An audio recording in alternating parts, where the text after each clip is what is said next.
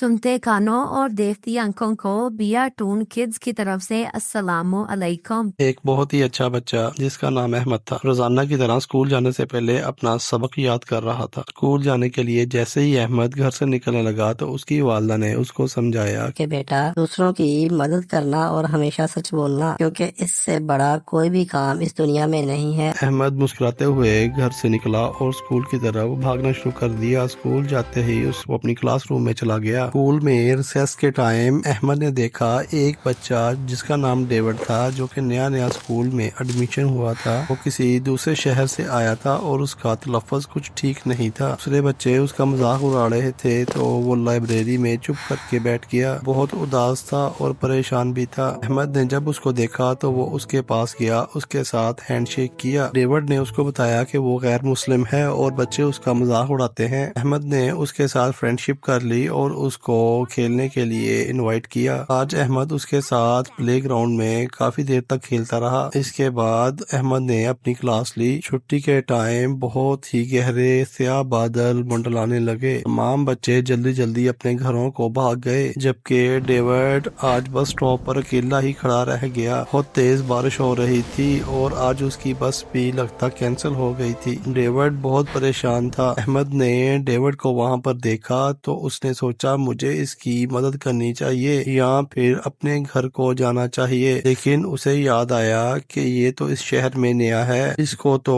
Address بھی معلوم نہیں ہوگا۔ احمد نے ڈیوڈ کی مدد کرنے کا فیصلہ کیا۔ احمد ڈیوڈ کے پاس آیا اور اس کو بولا چلو میں تمہیں تمہارے گھر چھوڑ کے آتا ہوں۔ احمد نے ڈیوڈ سے اس کے گھر کا پتہ معلوم کیا اور پھر دونوں امبریلا لے کر کچے پکے رستوں کی طرف چل پڑے۔ بہت تیز بارش ہو رہی تھی۔ دونوں نے ندی کا پل کراس کرنا تھا، لیکن ڈیوڈ بہت ڈر رہا تھا جبکہ احمد اس کو حوصلہ دے رہا تھا۔ طوفانی بارش میں جیسے ہی انہوں نے پل کراس کرنے کے لیے چلنا شروع کیا تو پل ایک جگہ سے ٹوٹ گیا۔ احمد نے بہت کوشش کی لیکن ڈیوڈ کا ہاتھ پھسل گیا اور وہ پانی میں جا گرا، لیکن احمد نے اس کا ہاتھ نہیں چھوڑا اور اس کو بڑی مشکل سے پانی سے نکال کر باہر خشکی کی طرف لے آیا۔ ڈیوڈ بہت خوش تھا کیونکہ اس نے ندی کراس کر لی تھی۔ جیسے ہی ڈیوڈ گھر کے باہر پہنچا تو وہ ایمبولینس کو دیکھ کر پریشان ہو گیا۔ ساتھ والی آنٹی نے بتایا کہ تمہاری والدہ تمہارے نہ آنے کی وجہ سے پریشان ہو گئی تھی اور ان کی طبیعت خراب ہو گئی، اسی وجہ سے مجھے ڈاکٹر کو کال کرنی پڑی، لیکن اب وہ بہتر ہے۔ جیسے ہی ڈیوڈ گھر میں گیا تو اس نے اپنی والدہ کو سویا ہوا پایا۔ جیسے ہی اس کی والدہ کی آنکھ کھلی تو اس نے سب سے پہلے ڈیوڈ نے پوچھا کہ تم لیٹ کیوں ہو گئے تھے۔ ڈیوڈ نے تمام بات اپنی والدہ کو بتائی کہ کس طرح سے احمد نے اس کی مدد کی اور اس کو گھر تک پہنچایا، ورنہ مجھے تو گھر کا پتہ بھی معلوم نہیں تھا کہ کس طرح سے آنا ہے۔ ڈیوڈ کی ماں نے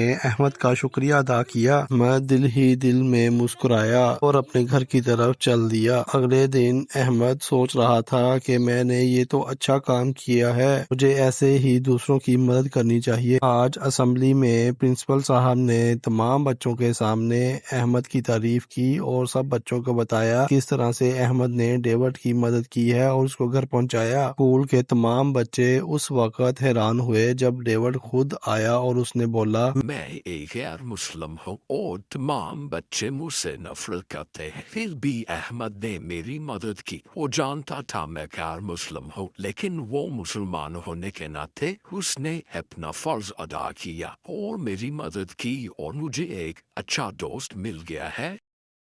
تمام بچوں نے احمد کے لیے کلیپنگ کی۔ احمد آج بہت خوش تھا۔ دیکھا بچوں کس طرح سے احمد نے ڈیوڈ کی مدد کر کے ایک مثال قائم کر دی۔ ہمارے نبی حضرت محمد صلی اللہ علیہ وآلہ وسلم نے ہمیں یہی حکم دیا ہے کہ ہمیں اپنے مذہب سے بالا تر ہو کر تمام انسانوں کی اور جانوروں کی مدد کرنی چاہیے اور ان سے پیار کرنا چاہیے۔ ہمیں بھی چاہیے کہ ہم دوسروں کا مذاق نہ اڑائیں بلکہ ان کی مدد کریں۔ اس طرح کی پیاری پیاری ویڈیوز دیکھنے کے لیے ہمارے channel B R Toon Kids کو لائک کریں، سبسکرائب کریں اور شیئر کریں۔ شکریہ۔